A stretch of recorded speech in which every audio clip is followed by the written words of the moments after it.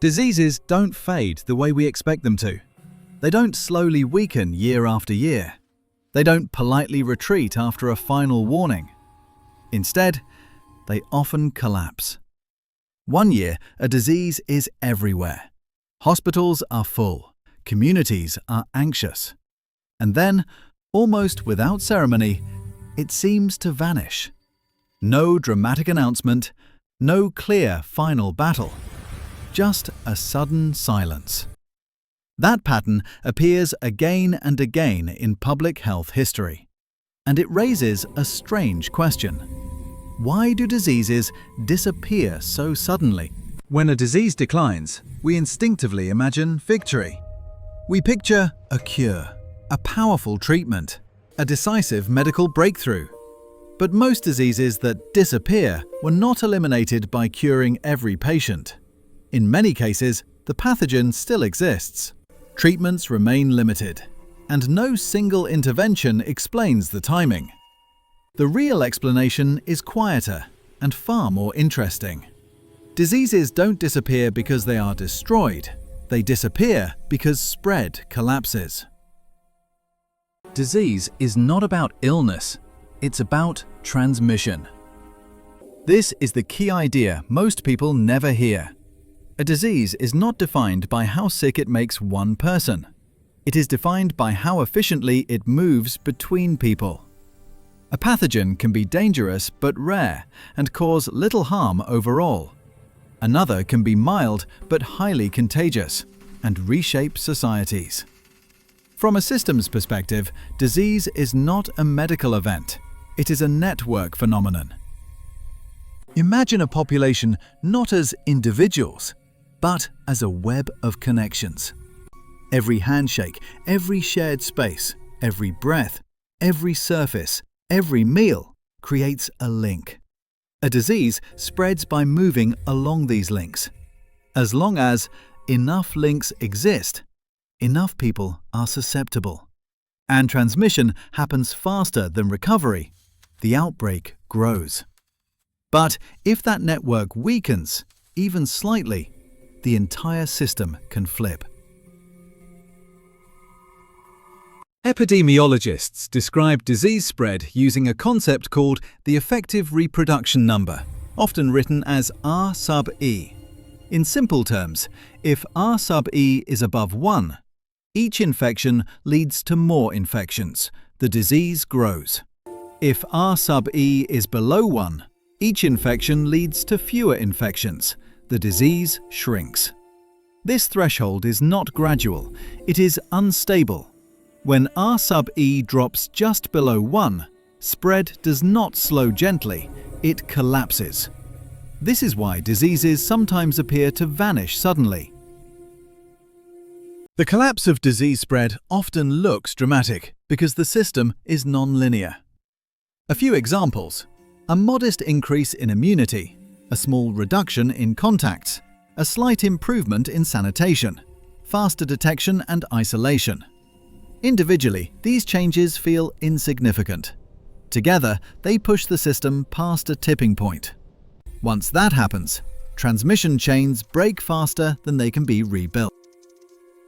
Vaccines are one of the most effective tools for weakening disease networks, but not because they make everyone invincible.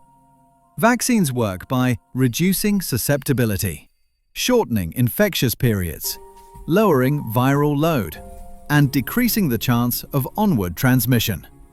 Each vaccinated person removes potential links from the network. At first, nothing dramatic happens. Then, suddenly, the disease can no longer sustain itself. Not because it was attacked, but because it lost momentum. Polio is a classic example. Before widespread vaccination, most infections caused mild or no symptoms. Transmission continued quietly. Paralysis appeared only in a small fraction of cases. Vaccination did not cure polio patients en masse. It changed population dynamics. As immunity increased, transmission chains shortened. Silent spread declined. Outbreaks lost stability. From the outside, polio seemed to vanish abruptly. From inside the system, it collapsed, step by step. Sanitation, the silent disease killer. Not all disease disappearances involve vaccines. Many vanished because the environment changed. Clean water systems, sewage treatment, food safety, housing standards. Together, they quietly dismantled transmission routes. Diseases like cholera, typhoid, and dysentery declined sharply in places where water stopped carrying pathogens. Waste was isolated. Exposure pathways were removed. No dramatic medical intervention, just the disappearance of opportunity. Some diseases depend on vectors, mosquitoes, ticks, or other carriers. In these cases, the disease does not need to be eliminated in humans, it only needs to lose its courier. Malaria, yellow fever, dengue, all have shown sudden declines when mosquito populations fell. Breeding sites were eliminated. Contact between vectors and humans decreased. Again, the disease did not lose. The system stopped working for it. Human behavior also reshapes disease networks. Small shifts, often unintentional, can push R effective below the threshold. Changes in travel, altered social patterns, seasonal movement indoors or outdoors, school calendars, workplace design. Many diseases peak, then collapse without any formal intervention. Not because people decided to stop them, but because conditions quietly changed. Modern disease surveillance adds another layer. When outbreaks are detected early, clusters are isolated, contacts are traced, chains of transmission are interrupted before expansion. This does not eliminate pathogens. It prevents amplification. Once again, collapse, not conquest. Why disappearance does not mean eradication. This is a crucial distinction. Many diseases that seem to disappear are not gone forever. They can return if immunity wanes, vaccination rates drop, infrastructure deteriorates, surveillance weakens, vectors re-expand, or behavior shifts again. The disease was not destroyed. The system simply stopped supporting it. When the system changes back, the disease can re-emerge. From the outside, disease disappearance looks abrupt. From inside the system, it is the final moment of a long process. Transmission weakens, opportunities vanish, chains shorten, thresholds are crossed. The final case count drops quickly, not because change was sudden, but because collapse is fast once instability begins. Why this matters beyond medicine. This pattern appears in many complex systems: financial crashes, ecological collapses, infrastructure failures, and social tipping points. Diseases behave the same way. They are not linear problems. They are network problems. And network problems often end quietly. Public health rarely wins through dramatic action.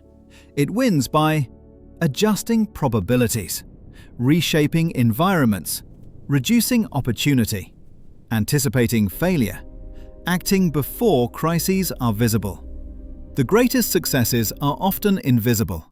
No headlines, no celebrations, just the absence of disaster. Diseases don't suddenly disappear because we defeat them in battle. They disappear because the systems they depend on stop working. Transmission collapses. Momentum vanishes. Opportunity dries up. Not through force, but through foresight. And that quiet collapse may be one of the most powerful ideas medicine has ever discovered.